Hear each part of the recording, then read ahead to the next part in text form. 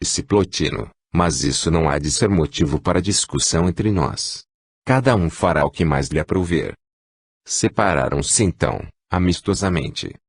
Mas a natureza parecia hostil às diversões marítimas. O céu tornou-se sombrio, no transcurso do dia, e, sem demora, bategas de chuva violenta fustigavam a terra, torrencialmente. Estou ansioso pelo regresso de Argos. Falou Samuel, lembrando-se de que o filho adotivo tinha ido com alguns amigos tentar a travessia do Golfo, indo de Lepanto a Patras, ao norte da Moréia. Transcorreu o dia em dolorosa expectativa para todos. Anoiteceu. Políbio não regressara ainda. Horas interminas decorreram com a morosidade própria dos momentos aflitivos. Transcorreu a noite, em dolorosa vigília para os integrantes da família, que amavam sinceramente o jovem. No dia imediato, entretanto, quase ao entardecer, chegou Argos Políbio, amparado por 2 dedicados companheiros, todos eles com os rostos entristecidos. Políbio mal se sustinha em pé, e, o que logo atraiu a atenção de todos os que o viram, havia uma larga atadura do lado direito, comprimindo-lhe o braço. Que é que sucedeu a Argos? Interrogaram todos, correndo para o seu lado. Um deplorável acidente! Exclamou um dos que o amparavam, fraternalmente. Foi ele vítima de sua audácia ou de uma inovidável heroicidade? Escutai-me, todos que muito estimais. Infelizmente a grave fratura do braço. Como ocorreu o lamentável acidente? Interrogou Eurípides, que também compartilhava da dor que, então, farpeava os corações familiares. Houve alguma precipitação de nosso querido companheiro, senhores? Exclamou um dos rapazes. A tempestade atingiu-nos, violentamente, mas o barco se aproximou de um ilhéu pedregoso, de difícil acesso. O barco, desarvorado, pois lhe havíamos colocado uma vela para aumentar a velocidade, era abalado da proa à popa. As vagas, agigantadas, desciam enfurecidas contra nós, prestes a devorar-nos. Perdemos a serenidade de ânimo e julgávamos haver soado, para nós, os derradeiros instantes de vida. Façamos esforços para atingir o ilhéu, exclamou Argos, então, com voz de comando. Com grande dificuldade, conseguimos dirigir a embarcação para o referido local, inteiramente pedregoso, para ficarmos a salvo, até que nos socorresse algum pescador, como os há, em profusão, naquela zona marítima. Porém, os esforços foram tão intensos, que se lhe esgotaram as forças e, quando ele se atirou em um dos lajedos próximos, caiu com a cabeça para baixo e logo submergiu nos vagalhões enfurecidos. Quando, após ingente luta, conseguimos segurar-lhe as pernas, para retirá-lo do abismo, o braço direito foi de encontro a uma pedra com agudas arestas e ouvimos um estalido, que nos apavorou, o esfacelamento de algum osso. Arrastem-me, para cima.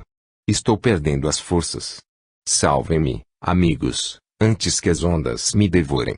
Gritava Argos, e, subitamente, após o estalo mencionado, ele exclamou. Parece-me que está quebrado o meu braço direito. Não me salvem mais. Eu e nossos companheiros, aqui presentes, fizemos um esforço sobre-humano para o retirarmos do local do sinistro, conseguindo, finalmente firmar pé numa elevação do rochedo. Argos, ao perceber sua desdita, tentou arrojar seus vagalhões novamente, dizendo com desespero incontido. Vou perder o braço direito. Prefiro a morte a ficar deformado. Deixem-me atirar-me dentro das ondas. Deixem-me. Enlouqueceste, Argos. Nós havemos de salvar-te, ou morreremos contigo. Não. Não. É melhor morrer do que ficar com o braço direito aleijado. Soltem-me. Nós custamos a contê-lo e lhe falamos. Confiemos em Deus e na sua proteção, Argos. Quando chegarmos a Delfos, levar-te-emos a um médico e não perderás o teu braço. Não quero. Sei que vou ficar defeituoso. Custamos a imobilizá-lo em nossas mãos. Quando abrandou a tempestade, debilitados e famintos, tendo desaparecido o barco que alugamos, vimos, com alvoroço, passar perto do ilhéu uma canoa de pescador. Nossos gritos estridentes fizeram os que se encontravam em seu interior aproximar-se de nós, e, dotados de sentimentos fraternos, abrigaram-nos na frágil embarcação, onde pudemos ser salvos, quando já desesperávamos. E aqui estamos. Plotino aproximou-se de Argos, e, abraçando-o fraternalmente, com os olhos marejados de lágrimas, disse-lhe, emocionado: Não te lembras do que te disse, antes que partisses para o nefasto passeio? Sim, lembrei-me de tuas palavras, muitas vezes. Ambos choravam, dolorosamente. Todas as providências foram dadas para o tratamento do braço contundido de Argos, mas, tendo permanecido muitas horas sem o indispensável tratamento, foi preciso que lhe amputassem. A funesta excursão, num frágil barquinho, no canal de Corinto, resultou em sérios dissabores. Logo aos albores da juventude, ficara o moço privado de um dos órgãos mais úteis ao homem. Além do defeito, sentia a alma também fragmentada, pois afeiçoara-se, desde a infância formosa e loura emérita, e, desde o fatal sucesso, que o privara do braço direito, ela ficou algo arredia, transferindo as atenções para Plotino que, no entanto, foi um fiel companheiro, pródigo em desvelos para mitigar-lhes as dores e as amarguras. Era, então, visível a predileção de Emérita pelo primo. Após muitos dias de delírio e dores cruciantes, depois da amputação do braço ofendido, seu estado físico equilibrou-se e ele obteve melhoras reanimadoras, começando a agir. Tinha tido, durante a febre que lhe afogueara o rosto, visões apavorantes, via-se em batalhas renhidas, assaltando lares honestos, fazendo pilhagens, e, por último, pareceu-lhe estar em um altaneiro castelo, do qual se julgava senhor, e, finalizando as cenas, tomava parte em um duelo, tendo por contendor a Plotino e, ambos, em luta feroz, caíam sem vida sobre o solo ensanguentado. Quando, após dezenas de dias de padecimentos, entrou em convalescença, tornou-se estranho para a linda Emérita, que começou a voltar todas as atenções ao amável primo. Avolumaram-se as mágoas no coração de Argos, que, por vezes, lamentou não ter morrido no acidente. Nessa época, Samuel e seus bem-amados haviam assumido maiores responsabilidades no templo de Apolo, pois a querida Pitonisa Hebe havia desprendido deste mundo sua lúcida alma. Uma tarde, em palestra com Argos, a quem considerava um verdadeiro filho, ouviu-o dizer, com inexprimível amargura: Louco que fui em esforçar-me para não morrer sob as ondas. Que me vale a vida aleijado, sem poder enfrentar as dificuldades de cada dia, nem trabalhar para a manutenção de um lar querido. Ainda prefiro a morte, a viver torturado e sem esperança na vida. Não digas loucuras, Argos, aconselhou Samuel, comovido. Não estás cego nem perdeste o senso. As piores enfermidades que existem. Podes ainda ser útil a ti próprio e os teus, dirigindo uma casa comercial, uma granja, por exemplo. Eu vou me esforçar por fornecer-te a quantia necessária para que tu e teu amigo Plotino possais negociar de sociedade, pois ele pretende desposar a jovem prima, que foi solicitada ontem em casamento, obtendo a resposta desejada de seus tios. Pois Plotino já é noivo de Emérita, pai? Interpelou Argos, com o timbre de voz alterado pela emoção violenta que sentia. Por que te admiraste tanto, meu filho? Interrogou Samuel, fitando-o com espanto. Porque julguei que se considerassem irmãos e não futuros consortes. A afeição que eles se consagram nasceu no berço. Respondeu Samuel, que intimamente percebeu o que se passava no coração de Políbio, ao qual procurou consolar. Argos, porém, estava entristecido, embora seu pai adotivo o concitasse a enfrentar a vida com heroicidade e lhe dissesse, para suavizar-lhe o dissabor de haver sido mutilado: se já houvesses lutado em prol de nossa pátria, talvez tivesses imolado o braço direito em uma batalha. E, quem sabe, em vez de um membro decepado talvez perdesses a vida. Preferia que assim sucedesse, pai. Que aqui me vale estar vivo com a morte em minha alma. Tu te iludes, Argos. Ainda poderás ser útil a ti próprio e à humanidade. Põe tua alma em defesa do corpo e luta para Deus, que a vitória será certa e a felicidade, também. Perdi a fé na misericórdia divina. Exclamou Argos, com os olhos cintilantes de lágrimas. Não blasfemes, meu filho. Se o fizeres, virão novos tormentos. O enfermo fitou-o, lacrimejante, e teve a impressão de que seu espírito ficaria imerso em desalento até que se lhe consumasse a vida planetária. Uma noite de apreensões supliciantes sucedeu aquele dia em que Argus soube do projetado casamento dos primos. O aposento em que repousava, à noite, era em conjunto com Plotino, que, quase fronteiriço ao seu leito, dormia placidamente, enquanto ele, em vigília, atormentava-se com a ideia de que talvez estivesse sonhando com a projetada aventura. Pairava-lhe na mente a imagem da loura e formosa Emérita, de quem, desde que fora atingido pela desventura, depois de crer que ela lhe correspondesse o afeto, tornou-se também arredio. Foi a desventura que o atingira, a causa de haver perdido a formosa companheira de infância que ele sonhara ser sua esposa para toda a vida. Os pensamentos fervilhavam em sua mente, parecendo conter um Vesúvio no cérebro, que projetava pensamentos comburentes como verdadeiras lavas. Vou enlouquecer, disse ele, em seu íntimo, convicto de que iria perder o juízo. Por diversas vezes pareceu-lhe ouvir estridentes gargalhadas e que alguém, que ele não via, assim expressava os seus pensamentos. Não tem mais direito à felicidade. És um mutilado. Tens em perspectiva um futuro de dores, humilhações, misérias. Perdeste o amor de Emérita, que te correspondia, mas, agora, te despreza e substituiu-te pelo primo, mais venturoso do que tu. Que é que esperas mais na vida? Por que não pões termo à tua desgraça arrojando-te ao mar? Não. Ouviu Argus, distintamente. Não é a aventura que nos leva ao céu, à presença de Deus e de Jesus. Não é a vitória nas batalhas sangrentas, a aventura conquistada é poder de violências, de dores alheias que nos conduzem às paragens siderais, o único objetivo de todas as criaturas humanas. Só são ditosos os triunfadores do mal, das injustiças, das dores nobremente suportadas como tivemos o eterno exemplo em Jesus. Não ouças as palavras de um infortunado irmão que quer levar-te ao cárcere do remorso que segue as almas, até depois que se desprendem da matéria. A compunção é o látego divino. Se não tens coragem de contemplar a felicidade de um companheiro de existência, de um irmão pelo destino, então não te demores mais aqui, foge, foge desventurado Argus.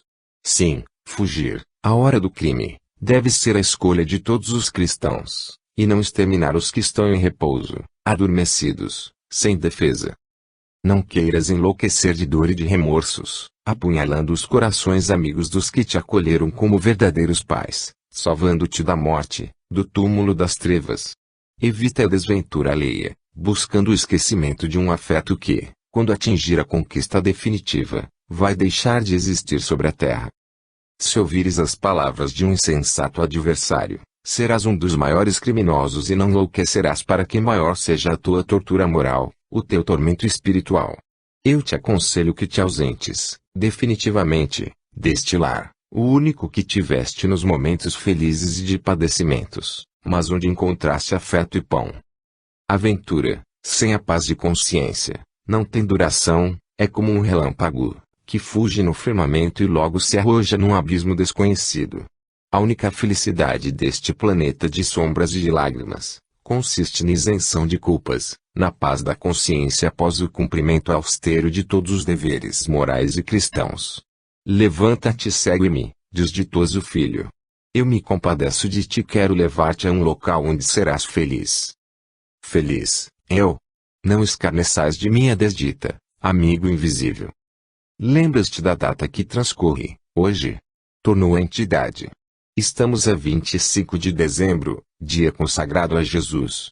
Concebeste um crime que, por muito tempo, agravaria a tua situação, por haveres premeditado uma ação condenável justamente na noite que assinala a vinda à terra do mais fúlgido emissário divino. Vais erguer-te do leito e seguir-me. Argus levantou-se, cambaleante, como que dominado por uma força incoercível. Viu reluzir, à sua cabeceira, a lâmina de um punhal, que, desde a véspera ocultara naquele lugar, pensando em matar Plotino, o único irmão que lhe foi concedido pelo destino.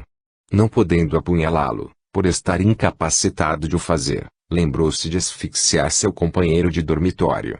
Houve, então, a intervenção bendita do emissário celeste, que o fez recair sobre o leito, estabelecendo-se o diálogo referido. Argus, fitou, através das lágrimas que jorravam de seus olhos, o companheiro de todos os instantes, e deteve-se no rosto sereno de Plotino, que ressonava tranquilamente. Podes dormir porque és ditoso. O desventurado, se adormecesse, seria menos infeliz. Como me consideraria feliz, se ainda pudesse empunhar um punhal para destruir a vida a quem me tomou desventurado? Como era firme a minha destra! Não compreendeste ainda que foste justiçado pelos tribunais celestes. Ouviu o jovem, no íntimo de sua própria consciência, seria preferível um suicídio, delito de suma gravidade, ao crime que projetas, pois se o cometeres, apunhalarás diversos corações amigos, ensanguentando um lar que substituiu o que te foi negado para resgate de uma falta gravíssima. Eu não posso continuar a viver mais, sentindo-me preterido por quem adorava e, no entanto, tornou-me desgraçado. Murmurou o desditoso Argos. Podes reagir contra os dois delitos humanos, homicídio e suicídio, tendo a Jesus no coração. A aventura não consiste na realidade de um sonho quimérico, embora querido, mas, às vezes, na sua renúncia. Não vaciles mais, no caminho da honra, do dever e da justiça. Esforça-te para que saias deste lar bem-amado com a consciência imaculada. Foge sem destino que este é, sempre, traçado pelo Geômetra Supremo, Deus, de quem somos filhos e vassalos eternos. Foge. Serás guiado a um local onde foi acumulado um tesouro de conquista, de guerra e, muitas vezes, de pilhagem, mas que poderás tornar lugar bendito, de onde praticarás a caridade cristã e o amparo aos que sofrem. Que posso eu fazer com esta dupla miséria, paupérrimo e deformado? Verás, quanto a misericórdia divina é grande. Foge deste local, antes que executes os alvitres de um adversário implacável, que te assedia há muito. Não. Fugirei depois que estrangular quem roubou a minha ventura, o afeto de Emérita, tornando-me, sempre e sempre, desventurado. Resgataste um débito do passado, Argos. Como hei de vencer o ódio que explode em meu coração por quem, até há pouco tempo, seria eu capaz de sacrificar a própria vida, e que me tornou o mais infortunado de todos os seres humanos? Como hei de contemplar a sua felicidade ao lado daquela que também começo a execrar? Tu ainda não compreendeste que a vida humana é de uma era dependida de outra, transcorrida, às vezes, no mesmo local. Que alegria seria minha, se hoje transformasse em realidade o meu projeto, o de eliminar duas vidas, sendo-me indiferente o resgate em séculos de dores por vindouras. Eis porque foi dissipado, com antecedência, teu robusto braço, desditoso Argos. Caiu para todo sempre, o punhal maldito da vingança e da odiosidade, a fim de que não apunhales corações de pais e de irmãos, enodoando a página imaculada da alma onde devias gravar essa excelsa palavra, gratidão. É assim que queres resgatar o débito de reconhecimento, por haveres sido abrigado no lar honesto? Não, desditoso Políbio. Varre do teu cérebro tão hediondos pensamentos. Abençoe o doloroso acidente que te impede de praticar um dos mais horripilantes crimes dentre todos os que já perpetraste. Tu, Argos, foste o destruidor de muitos lares e, nesta atual existência terás que praticar a caridade. Como hei de conseguir o que me alvitrais, se não possuo senão a desdita? O destino, o executor das leis divinas, tem surpresas que destroem todas as nossas mais profundas meditações. Seguirás os meus passos, subirás o calvário das provas e atingirás o céu da redenção. Parece que vou enlouquecer, bondoso guia. Esquecestes de que sou pobre e me encontro desesperado, por não poder ferir quem me tornou infortunado.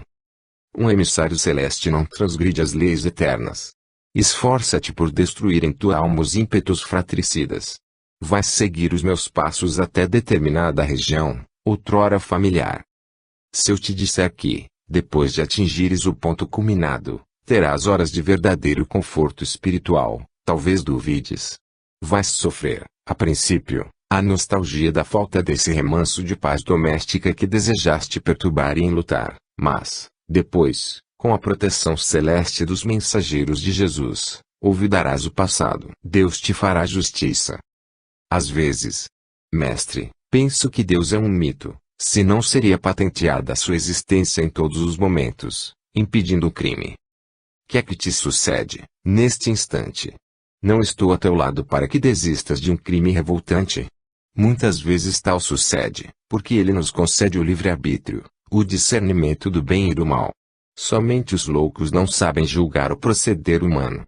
Se os bons não souberem distinguir o bem dos atos perversos, não tardarão a cometer algum desatino. Ele existe, realmente, em nosso íntimo, mormente em nossa consciência, que é um tribunal divino em nosso próprio espírito, para julgar os nossos atos, acusando-nos ou absolvendo-nos. Existe na soberana natureza, na germinação de uma semente que mais tarde se transforma em folhas, flores e frutos, no esplendor do firmamento, pontilhado de estrelas e de nebulosas que são mundos em formação. Germinam as plantas no solo e este, quase sempre, não tem sabor nem aroma, nem beleza ou colorido e, no entanto, no transcurso dos dias, ostentam folhagens esmeraldinas, desabrocham flores que encantam pelo colorido e pelo perfume inebriante ou pelo doçor de um fruto coralino. De onde surgiram o aroma, as belas cores, o sabor melífluo? E caro irmão, que é que existe acima de nossas frontes quando ainda nos achamos na terra? Que é que existe abaixo de nossos pés e no espaço infinito? Que geômetra traçará com toda precisão as elipses, em pleno espaço, onde vão bailar os astros sóis fulgurantes e planetas opacos sem jamais se encontrarem, girando suavemente, sem que se ouça o rumor das asas invisíveis? De que substância se origina a luz solar que, existindo há bilhões de anos, ainda não se extinguiu? Quem aciona os astros para se moverem, sempre vitalizados, prestando homenagem ao soberano do sistema a que pertencem? Como se efetua o equilíbrio dos corpos celestes em plano infinito, sem nenhum suporte resistente ou visível? De que substâncias foram forjadas as águas salgadas e insípidas, bem como as areais e a crosta terrestre? Tudo quanto nossos olhos contemplam acima e abaixo de nossas frontes, não foi produzido pelo homem e revela um fator prodigioso, inimitável, um artista incomparável. Podes desmentir estas verdades eternas? Não. Não há sobre a terra quem o possa fazer. Pois bem, como pode alguém elucidar o esplendor das alvoradas, ou dos crepúsculos dos países tropicais? Como encontrar a origem dos corpos celestes, que sulcam o espaço a velocidades vertiginosas, de milhares de quilômetros por segundo, sem produzir o mais leve rumor e dando a impressão de estarem parados? E, o que existe no espaço infinito, existe na terra, que ainda habitas, onde germinam os cedros e os lírios, cada um com a densidade, a dessemelhança das folhas, das hastes, do aroma. E as aves, minúsculas ou altaneiras como os colibris e as águias que revoam, em vertiginoso adejo, como se fossem acionadas por um motor invisível e extraterreno. Tudo isso, caro irmão, revela a existência de um fator inimitável, de poder infinito, o qual se chama Deus, do qual tens duvidado e vivido alheio, sempre sonhando venturas, fugazes como a brisa, esquecendo-te dos triunfos siderais, que são eternos e indestrutíveis. Nunca imaginaste a aventura que sente um espírito, quando se libera da força centrípeta, da atração planetária e quase enlouquece, deslumbrado, ao contemplar das alturas, o espaço infinito, repleto de constelações maravilhosamente belas. Após alguns momentos de meditação, Argos, com as elucidações recebidas de seus mentores psíquicos, compreendeu, lucidamente, o que tinha a fazer. Fitou, por instantes, na penumbra do aposento, o vulto de Plotino, no leito, e foi invadido por estranha comoção. Dir-se-ia que, naquele momento, sua alma estava sendo devorada por um câncer de fogo. Pela segunda vez foi tentado a empunhar o fatídico punhal, com a mão esquerda, porém, um abalo terrível vindo do exterior, impulsionou-o da fronte aos pés, sua mão esmoreceu e a arma homicida caiu sobre o soalho. Fitou o irmão de criação e algo de decisivo lhe falou dentro do coração: é a última vez, nesta existência, que fitas este rosto amigo. Reuniu então algumas peças de vestuário, um agasalho, algumas dracmas que encontrou, fez de tudo um embrulho e abriu silenciosamente a porta do aposento. Transpôs o quintal e, do lado direito, escreveu o que lhe tumultuava o coração, sentindo-se dominado por uma poderosa sugestão: Deus que vos recompense. Parto sem destino. Adeus. Perdão. Ao terminar o que jamais, supusera ter ânimo de mencionar, foi novamente abalado por um soluço incoercível e a mão esquerda e o braço enrijado caíram ao longo do corpo onde pulsava um coração revoltado e proceloso. Ao descerrar o portão que dava acesso para a rua, foi pressentido pelo fiel fidalgo, o cão doméstico, que veio lamber-lhe as mãos como a dar-lhe as despedidas. Como invejo este cão! Exclamou Argos entre lábios mal descerrados. Ele gozará dos afagos de emérito e eu não. Os primeiros fulgores da alvorada tinham tingido o horizonte de rosas divinas. Lançou um olhar entristecido à janela do dormitório da formosa prima, murmurando em seu íntimo: adeus, criatura adorada. É a última vez que eu te contemplo. Sentia, no seu íntimo, o coração soluçando, mas, impulsionado por uma força invencível, partiu para sempre daquele lar querido. Um soluço incontido abalou o peito de Argos Políbio. Com a mão trêmula, abriu o portão. Com os passos lentos, seguiu em busca da estrada real, sentindo, emocionado, o ressoar das palavras de seu coração revoltado e acusador. Meus pais. Reconheço, neste momento, mais do que sempre, de que sois os causadores de todas as minhas desventuras, dos meus mais acerbos tormentos morais. Que as minhas lágrimas e os meus sofrimentos revertam em dores para ambos.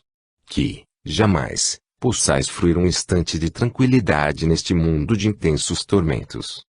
Não, desventurado Argos, ouviu ele, também no âmago de seu espírito. Foste tu o culpado de tudo quanto tens padecido. De vez em quando ressoava a seus ouvidos a voz suave de um invisível protetor espiritual. Vais rever o local onde muitas faltas cometeste. Estás andando como se estivesses seguindo uma rota traçada pelo destino. Verás, no final da jornada, ressurgir do passado, luminosamente, como se voltasses uma página de tua própria vida planetária, ocorrida há muito tempo, e terás que metamorfosear o teu modo de vida, no carreiro divino do cristianismo. Segunda parte, o solar de Jesus. Após alguns dias de marcha, sempre se dirigindo para o Oriente, aproximou-se do Épiro e, já exausto, desalentado, alimentado escassamente, à mercê das intempéries, dormindo ao relento, aproximou-se de uma região acidentada. Começou, então, a vencer o aclive, que terminava no alto de uma colina, que descia até o mar.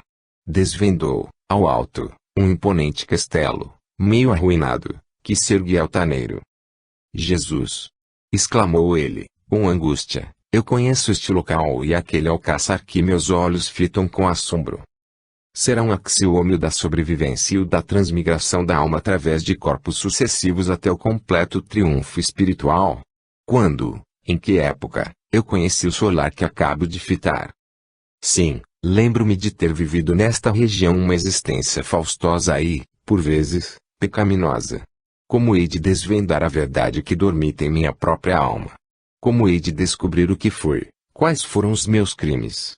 Como hei de proceder para resgatar tudo quanto já fiz nossos semelhantes sofrerem? Foi aqui onde tanto padeci. Qual será o nome deste solar?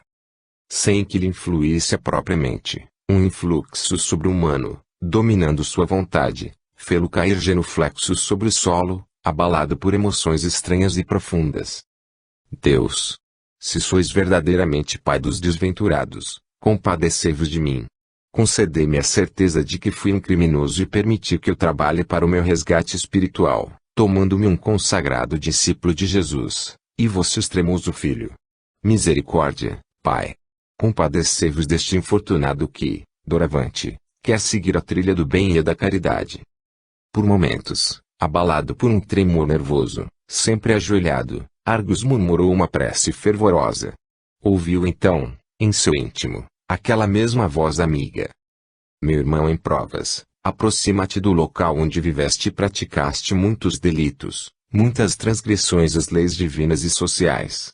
Não te recordas mais desse imponente castelo que teus olhos acabam de contemplar? Não te lembras mais do solar de Apolo? Não te lembras mais dos festivais ruidosos aqui realizados?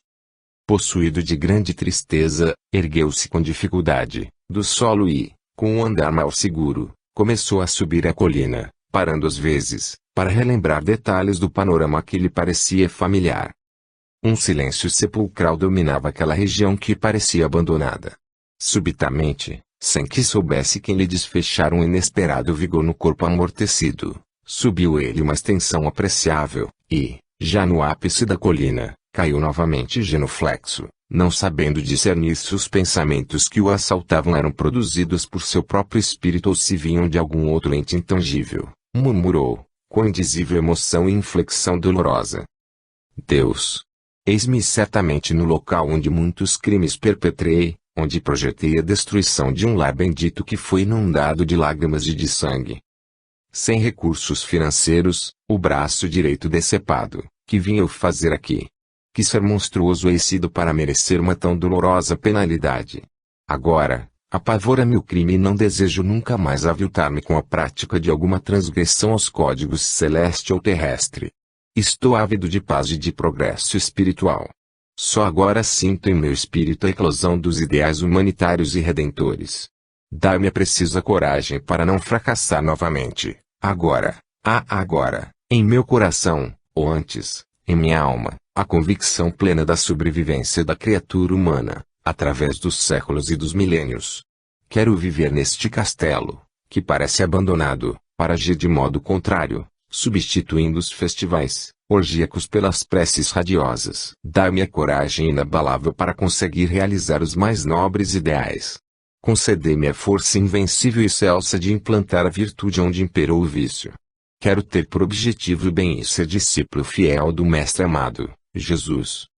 Um soluço embargou-lhe a garganta e lágrimas ardentes surgiram-lhe nos olhos comovidos. Qual se fora um autômato, ergueu-se e encaminhou seus passos para a entrada do solar de Apolo, já bastante arruinado. Ao chegar deteve-se, por alguns instantes. Depois resolutamente, bateu no portão central e, após um tempo que lhe pareceu longuíssimo, aguardou que o atendessem. Nenhum ruído se ouvia no interior, como se a imponente habitação estivesse já muito abandonada. Com uma coragem que cedia à própria expectativa, bateu de novo, com uma pedra que apanhou no chão e de súbito, a porta foi entreaberta. Surgiu, então, um ser humano, que já devia ter ultrapassado meio século de existência, de olhos negros e investigadores, dizendo ao recém-chegado: Quem ousa penetrar neste solar, sem prévio consentimento de seu único proprietário? Um desventurado sem lar, estropiado de longa peregrinação, mutilado, que ademais sobre a terra e vive em busca de quem lhe arranque a vida inútil. Um desgraçado que a morte despreza e o destino tornou indesejável, sem o braço direito para o trabalho honesto.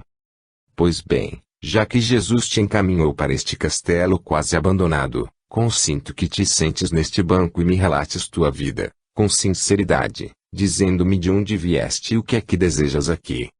Obrigado, Senhor, vossas palavras deram-me novo alento e ânimo para relatar-vos quanto sou desventurado sem omitir nenhum segredo. Julgo estar diante de um homem honesto e de um verdadeiro cristão, porque não me expulsastes de vossa presença e manifestais boa vontade para com um ser andrajoso e desprezível. Estou exausto de fadiga e de sofrer. Temo não poder continuar a peregrinar para atingir outro local. Se não abrisseis esta porta, eu tentaria chegar até aquela muralha para arrojar-me às águas do mar. Compreendo que és um pobre e desditoso viandante e não um malfeitor.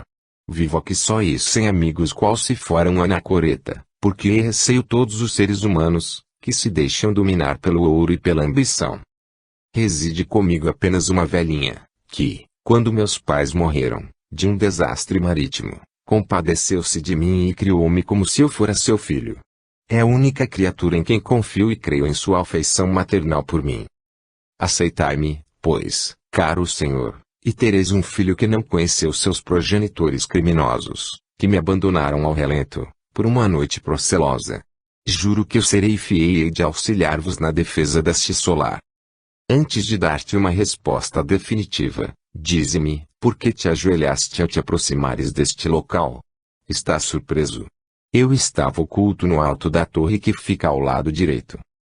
Nem eu sei ao certo, Senhor, o que pratiquei. Houve um impulso que me dominou e fez-me ajoelhar sobre o solo nas proximidades deste castelo. Argus lançou um olhar perscrutador investigando o solar, até onde a vista alcançasse ao senhor que lhe falava e, por fim, exclamou: Não sei o que ocorre comigo, desde que me aproximei deste castelo. Dir-se-ia que não é a primeira vez que aqui vem, e indizível é a emoção que se apodera de mim ao contemplar o que me parece já ter visto. O que me assombra, também, mancebo, é a semelhança que há entre teu aspecto e o daquele que foi o proprietário deste solar, Argus Zenóbio. Que idade tens? Quem sabe se és filho bastardo desse a quem me refiro? Tenho apenas 18 anos e não sei quem foram meus pais, pois fui abandonado numa gruta deserta. Argus já morreu há 20 anos. Não me consta que tivesse algum descendente ilegítimo. Como deslindar o problema que ora se nos apresenta? Será uma verdade a doutrina reencarnacionista? Serás o antigo proprietário deste solar em outra encarnação? É muito misterioso o que ora nos sucede, mancebo. Ainda não dissestes como se chama este castelo. Estou ansioso por sabê-lo. Chama-se Solar de Apolo. Já conhecias esta região? Não. É a primeira vez que viajo. Residia em Delfos. Não sei onde ocorreu meu nascimento e de onde são meus inconscientes genitores. Pareceu-me reconhecer o teu semblante logo que chegaste ao castelo. Depois vi que te assemelhavas ao seu antigo possuidor, que, conforme já te disse, chamava-se Argus Zenóbio. Confesso que tudo quanto vejo, parece-me haver contemplado antes. Deus! Como é que aqui vieste pela vez primeira e julgo reconhecer-te? Parece-me que estou prestes a enlouquecer. Eu também tenho esse receio.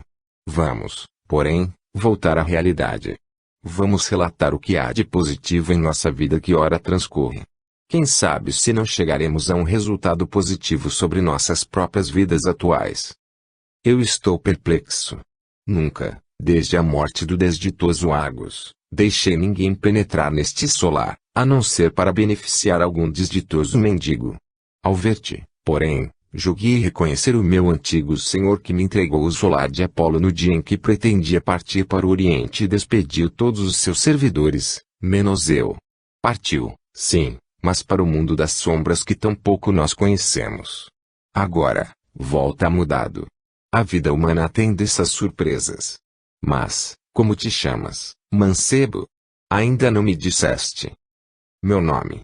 Quem poderá saber qual é? Minha designação, pelo batistério, é Argus Políbio. Foi forjada por meu generoso benfeitor, que me encontrou ao abandono. É espantosa mas esta coincidência. E que vieste aqui fazer? Vim sem querer, andando ao acaso. Não tenho para onde dirigir os meus passos. Fui dominado por um poder desconhecido desde que concebi um plano sinistro contra um quase-irmão. Sim, sou um desgraçado e desejo usar de toda a lealdade para convosco que me não expulsou qual se fora um cão leproso, quando descerrastes a porta deste formoso castelo. Houve um súbito silêncio entre aqueles dois seres humanos que, sem o suspeitar, acabavam de se reencontrar no plano material. Ambos fitaram-se com silenciosa surpresa. O que vivia isolado, depois de analisar o aspecto do recém-chegado, murmurou perplexo. Parece-me que recuei muitos anos no caminho da vida. Teu rosto e teu aspecto são os do falecido Argus Zenóbio, nos primeiros alvores da juventude, quando nos conhecemos no exército, em momentos angustiosos das campanhas em defesa do torrão natal. Eu não te julgo um estranho, apesar de afirmares que aqui nunca vieste. De onde vens, portanto, mancebo? Eu já vos revelei a pungente realidade, desde o momento em que aqui penetrei. Sou um filho bastardo exposto numa gruta isolada, à beira da estrada, pouco distante do Golfo de Corinto e da cidade de Delfos. Fui acolhido e protegido por criaturas cristãs, cuja identidade vou revelar-vos. Por um dever de lealdade, Argus mencionou os nomes, a situação, a procedência de seus protetores e o motivo que o fez abandonar o domicílio, o único que considerava seu neste mundo das lágrimas e dos sofrimentos acerbos. Meu plano, senhor, continuou Argus, era o de vingar-me, exterminando quem me tornou desditoso, e, após, arrojar-me ao mar. Por que não o fiz? Vou confessar a verdade, desde que me tomei infortunado, percebo que tenho ao meu lado, incessantemente, um amigo desconhecido, que me inspira o que hei de fazer, livrando-me dos crimes e dos sofrimentos por vindouros.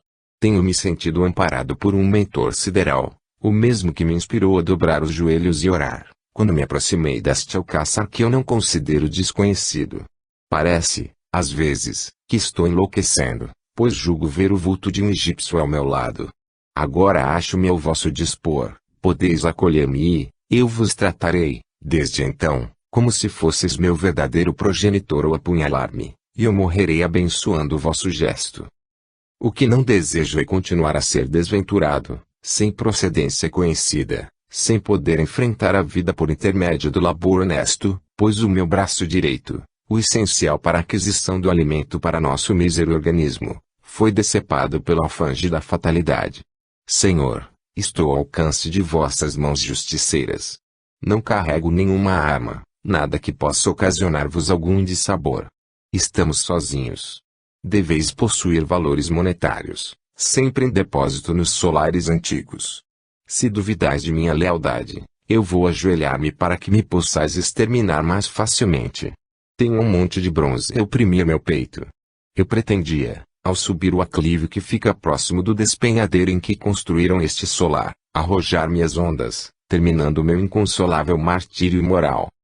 Assim falando, Argos começou a soluçar.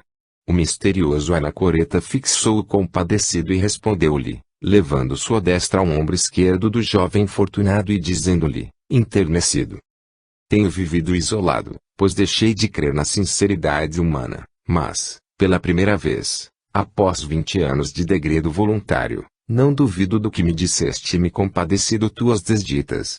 Quem sabe se não poderemos aliar-nos em nome de Jesus. O mundo é perverso justamente para com aqueles que mais necessitam do seu amparo, de sua proteção. Nunca abri a minha alma, desde que me tornei desventurado, mas, a ti, desejo elucidar por que vivi isolado, ao abandono, como se estivesse em uma enxovia, ou no degredo de uma ilha afastada, e com o coração inundado de dor infinda.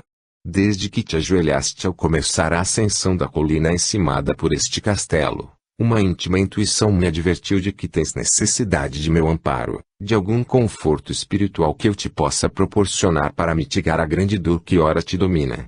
Vou agora aproveitar o ensejo para ti por ocorrente de minha vida passada, pois, a atual, tu a compreendeste, desde que te abri esta porta. Escutar-vos-ei, Senhor, com o máximo interesse e atenção. Senta-te a meu lado e escuta o que te vou relatar. Desde os primeiros anos de juventude, enamorei-me de uma bela e bondosa camponesa, com a qual me consorciei. Assim fui nomeado mordomo deste solar, sendo grandemente prestigiado com a afeição do senhor a quem servia, o qual me conhecera em combate, trazendo-me em sua companhia, mal terminada a peleja. Como era eu dirigente dos que aqui trabalhavam, estando Argos, durante anos, em peregrinações pelo Oriente, angariei a confiança absoluta daquele grande e inolvidável amigo.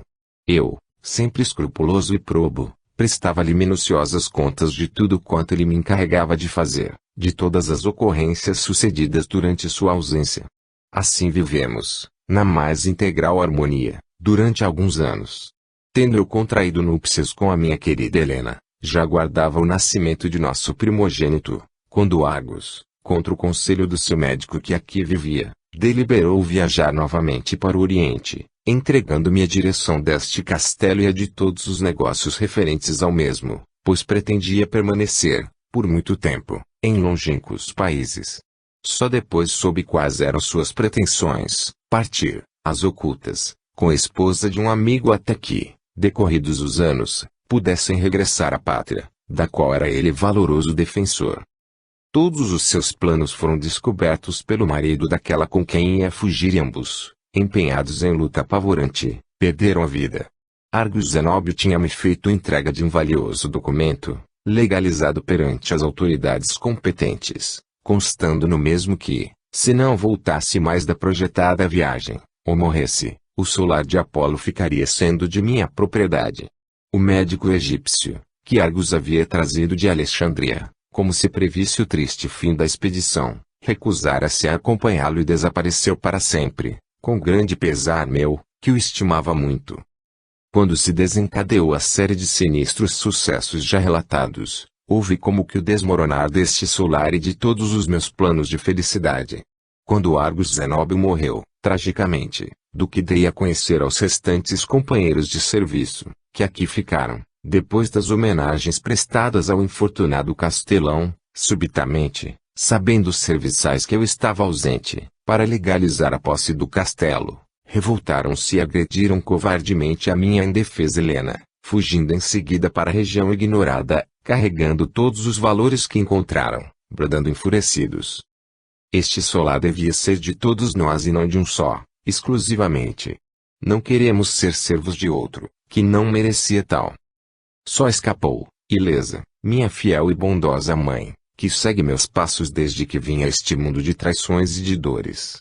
Ela, ao ouvir os primeiros gritos dos amotinados, ocultou-se em um dos subterrâneos do castelo e, quando regressei ao lar semidestruído, apareceu-me, pranteando nossa desdita. Já, então, havia exalado o derradeiro alento minha adorada esposa e, com ela, nosso esperado filhinho nascituro. Quis dar fim aos meus dias, em momentos de tremenda desilusão, mas eu me contive, ao ver o pranto e o desespero de minha mãe adotiva. Dizia-me ela, enxugando lágrimas sinceras: se aqui estivesses, meu filho, terias sido estrangulado.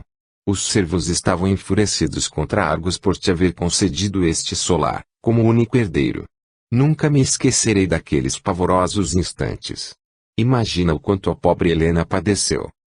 Como poderei encontrá-los para tirar uma desforra? Inquiri eu, soluçando.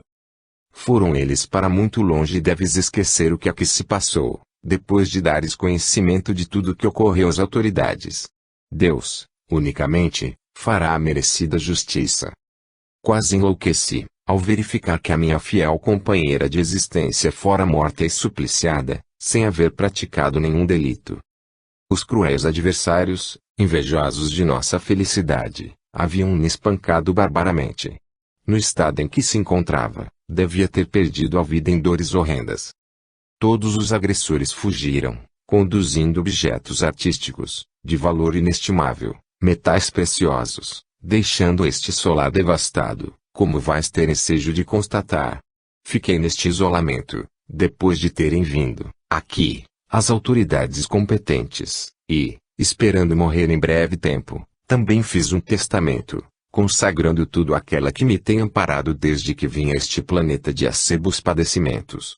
A opulência pode dar felicidade e alegria, quando a consciência está serena, aos entes queridos a nosso lado, com saúde podendo desfrutar as regalias que o ouro concede aos que o possuem, mas, quando os seres amigos baixam ao túmulo, quando os supostos amigos supliciam os nossos corações, as moedas tornam-se inúteis e o milionário, tal só há 20 anos, seria mais ditoso se não tivesse a carregar o peso desta desgraça e vivesse pelas estradas, esmolando aos viandantes. Lamento tudo quanto tendes padecido, Senhor, e juro-vos, por Jesus, que me esforçarei para suavizar-vos as penosas recordações. Neste momento, o amigo que me inspira guia meus passos, o qual alvitrou que viesse à vossa presença, segreda-me que ainda seremos felizes, antes de abandonar esta vida acidentada. Como conseguiremos? Só espero o supremo remate desta dolorosa existência. Eu agradeço-me haver desconfiado todos os vossos padecimentos, e, desde este momento, tudo farei para ser vosso filho, aquele que não conhecestes, e, sobretudo, vosso defensor. A vez de permitir que façamos alguns reparos neste solar, cultivando a horta e o pomar que estão em completo abandono, conforme verifiquei. Poderás fazê-lo, porque és jovem e tens esperança na vida. Eu te auxiliarei a trabalhar, pois já me sinto mais animoso. Trabalharemos em conjunto e as horas serão menos amargas. É o momento da primeira refeição. Vamos entrar para que conheças a cara Fabiana. Como é surpreendente o destino humano! Exclamou o jovem, fitando a quem eu estava tratando paternalmente. É impossível não existir um supremo ser para traçar nossa sina, desde o seu primeiro instante. Todo o futuro encerra, sempre, o prosseguimento do passado, com as consequências dos crimes ou das virtudes de cada ente humano. Eis o que tenho pensado muitas vezes. Devo, agora, dizer-vos que sou sincero e amo a verdade e, se permitirdes que eu aqui permaneça, haveis de consentir que seja vosso companheiro e defensor de vossos direitos. Argos começou então a relatar, pormenorizadamente, as peripécias de sua triste vida. Ao pronunciar os nomes de seus protetores, Flávio interpelou-o, com a voz alterada: nunca ouviste alguém fazer referências a este castelo? Sim, mas, como julgava nunca vir a conhecê-lo, não havia prestado a devida atenção. Agora me recordo de que, em palestra às vezes faziam referências ao senhor primitivo deste castelo, mas sem o amaldiçoarem. Todavia, percebi que algo trágico havia ocorrido neste local. Nada te revelaram da vida elegante e arriscada de Argos Zenóbio? Sim, mas sem lhe atribuírem as desventuras que atingiram o seu lar. Nobres almas! Vou pôr-te ao corrente dos tristes sucessos que ocorreram. Flávio Genésio, o senhor de Apolo, narrou então com fidelidade todos os episódios que culminaram com a morte violenta de Argos Zenóbio e Plotino e Isócrates e a ruína das respectivas casas. Zenóbio, revelou também, era o que dizem, filho bastardo e a fortuna que conseguiu, nem sempre licitamente, lhe dera maior renome social. Foi sua desventura motivada pela paixão indômita que consagrara a progenitora de teus benfeitores. Eis a verdade integral. Suspeitei que aqui viesse sondar o antigo sucesso que infelicitou o lar de Plotino. Vou pôr-te ao corrente de tudo quanto tem ocorrido, aqui, desde que me tornei auxiliar de Argos Zenóbio e, após sua morte, substituto legal de tudo quanto lhe pertencia. Desempenharemos o restante da tarefa, como Jesus nos inspirar. Poderás ser um leal companheiro se receber com digna recompensa se fores meu digno auxiliar. Tudo farei para merecer vossa confiança, caro Senhor. Exclamou o jovem, emocionado. Detesto a traição e, assim pensando, foi que deliberei a minha fuga porque, inspirado pelos sublimes mentores siderais, percebi que se pusesse em execução o que vibrava em meu coração, eu seria o mais repelente dos traidores, pois infelicitaria o lar dos que me acolheram carinhosamente e trataram como se fora um de seus filhos conais. Louvo muito o teu proceder, mancebo. Sou eu, desde a tragédia provocada pelo proceder ilícito de Argos Zenóbio, ao qual devo tudo o que possuo e ao qual serei grato, até o extremo alento desta existência, um sincero guarda deste solar, um anacoreta exausto de silêncio de não ter a quem transmitir os pensamentos aguardando, apenas, a morte, para me libertar e reunir-me à saudosa esposa e ao filhinho que não cheguei a conhecer. Raramente saio deste castelo. Apenas poucas vezes durante um ano, dirijo-me a Corinto, para adquirir víveres e roupa, pois aqui todos me fitam como se já fora um fantasma, sorriem ao ver-me passar, e, por isso, prefiro ir fazer compras mais longe. És mais ditoso do que eu, porque percebes as vozes silenciosas dos mentores siderais. Aqui, só percebo rumores, quedas de móveis como se o castelo estivesse sendo invadido, novamente, pelos agressores que me tornaram desditoso justamente a hora em que podia ter sido feliz. Se não fora dedicada a Fabiana, minha mãe de criação, eu já teria posto fim ao meu martírio inenarrável. Subitamente, ouvindo o senhor do solar de Apolo, Argos Políbio inteiriçou-se e, com o rosto lívido, a voz diferente, exclamou: bondoso irmão, eu vos agradeço não haverdes repelido de vosso lar o vosso mais sincero amigo de uma finda romagem planetária, reconhecendo pela voz e pelo aspecto e não podeis calcular a nobreza de vosso proceder, pois que evitastes o termo de uma útil existência, como ainda tereis ensejo de verificar. Convencei-vos de que este longo degredo voluntário que sofrestes, teve sua origem num passado acidentado, quando, após a perpetração de um homicídio, fugistes de um cárcere, e conseguistes ficar impune até o fim dos vossos dias. Porque fostes atingido pela desdita hora em que esperáveis a ventura.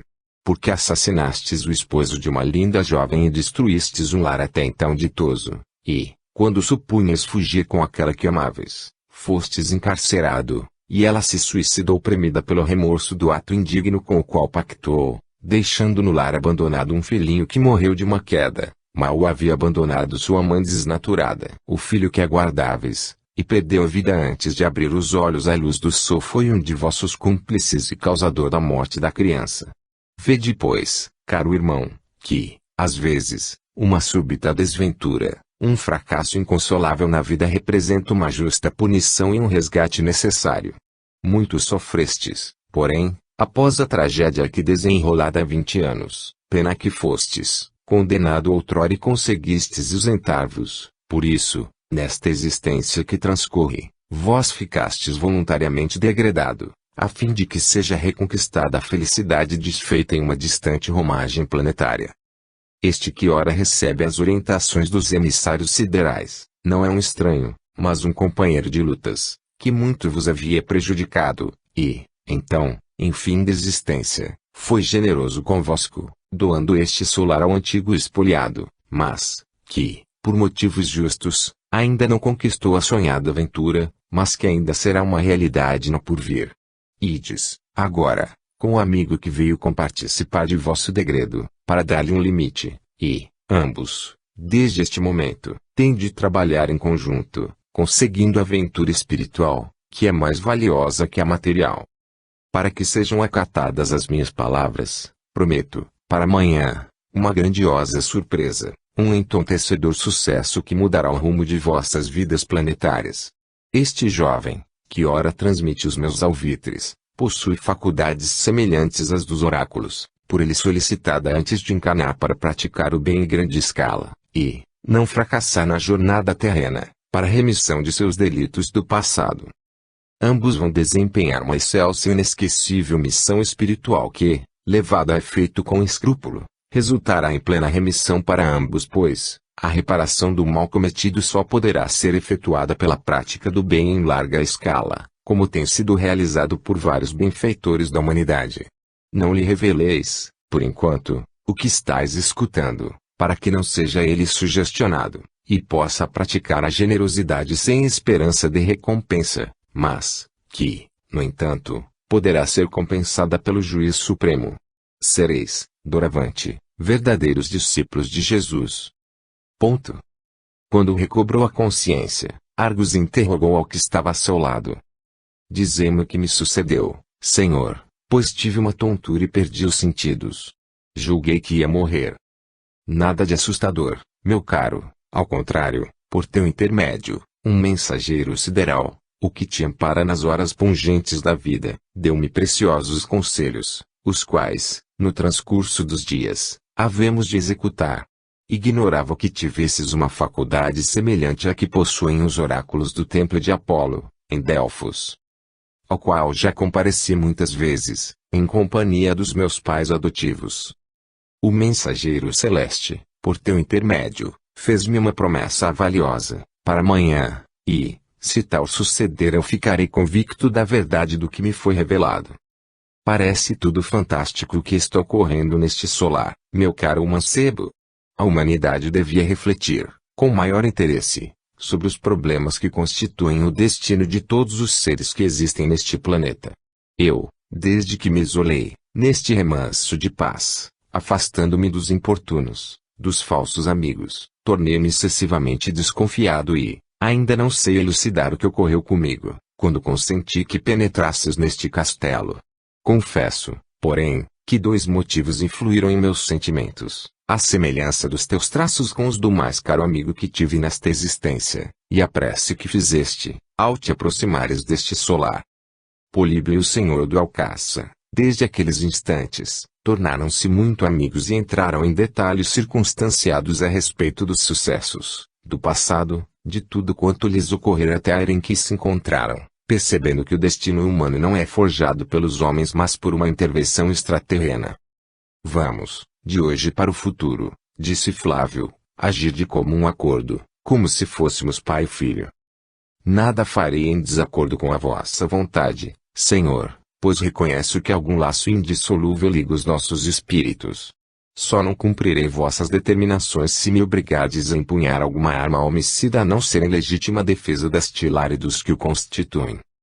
Não sei qual dos dois está possuído de mais nobres sentimentos, eu ou tu, rapaz. Bem, deixemo-nos de divagações e tenha onde costume estar aquela que tem sido minha melhor e mais sincera amiga. Minha piedosa Fabiana, que me criou e educou com sacrifícios inauditos. Quero que a conheças e a consideres, qual se fora minha própria mãe. Interessante a nossa situação, Senhor. Foi constituída uma família de 3 seres que não têm o menor parentesco uns com os outros. É a verdade, meu jovem, todos os seres humanos, por mais diversos que o sejam, pelos característicos raciais, de educação, de fortuna, são